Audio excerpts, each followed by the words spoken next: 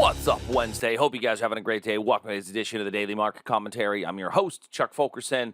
We're going to take a look at the market from an educational perspective, identifying breakouts and reversals, looking for potential trades. Let's go ahead and dive in. S&P this morning down 15, NASDAQ down 32, Russell down 9. So, kind of continuing with the theme of the markets staying sideways over the last few days.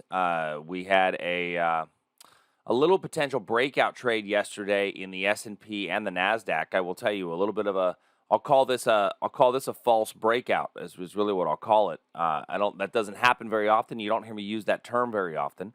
But the Nasdaq yesterday broke out during our live trade room, took a little short.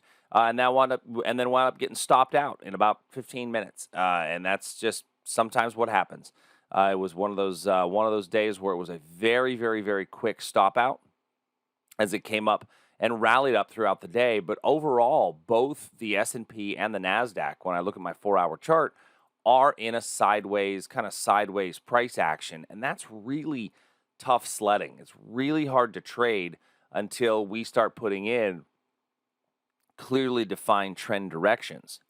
Without a clearly defined trend direction, finding opportunities is tough in this marketplace. So both the S&P and the NASDAQ, I'm going to be looking for price to break out of this sideways trend before I go out and identify another trade. So in both instances, I'm just going to sit on my hands a little bit today until we get below these lows or above these highs, because trying to trade in between there, I mean, there may be some levels on small, like 15-minute charts. And when I go to a 15-minute chart, I mean, you may have a little level in the S&P like this area right here, which is not a terrible level, but in a sideways market, those are difficult to trade because sometimes those will get blown right through. So I'll mark it off, telling you that the chances of me trading it are probably not all that high. Same thing with the NASDAQ on a 15-minute time period. I don't like this one as much because of the amount of wicks that we see down here. So I'm going to kind of probably sit on my hands for the most part in these markets today. The Russell, we did break out above this high in the overnight. And so as we broke out above that high, in yesterday's afternoon session, but we stayed above it in the overnight. There could be another shot to get long. If you didn't take the breakout, you could theoretically still get long on a candle-to-candle opportunity, oftentimes thinking about old resistance acting as new support, or a little bit lower than there is a really nice wick over wick. I actually like the Russell better than the other two markets for potential trade ideas and opportunities. Moving over to, very quickly, crude oil and gold. Crude oil is just hovering right around 120. We've gotten back up above 121. We looked into this level yesterday to say, hey, maybe we break down from here. But interestingly enough, if you look, we had two potential opportunities for shorts since we were kind of going sideways, but the only way to really do that is on a good clean breakout. Well, certainly no basing occurred before the breakout. We slammed down through, but that is not basing before the level.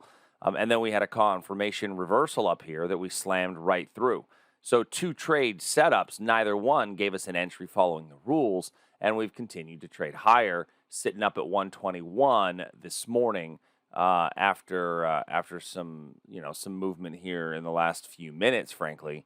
I'm recording this at 5:04 a.m. Central Time, and we've seen some movement just in the last 15 minutes outside of yesterday's big afternoon price action. So wrapping the lines around some areas in yesterday's afternoon price action, 118.30 by 118, I think is a pretty good level, a pretty good area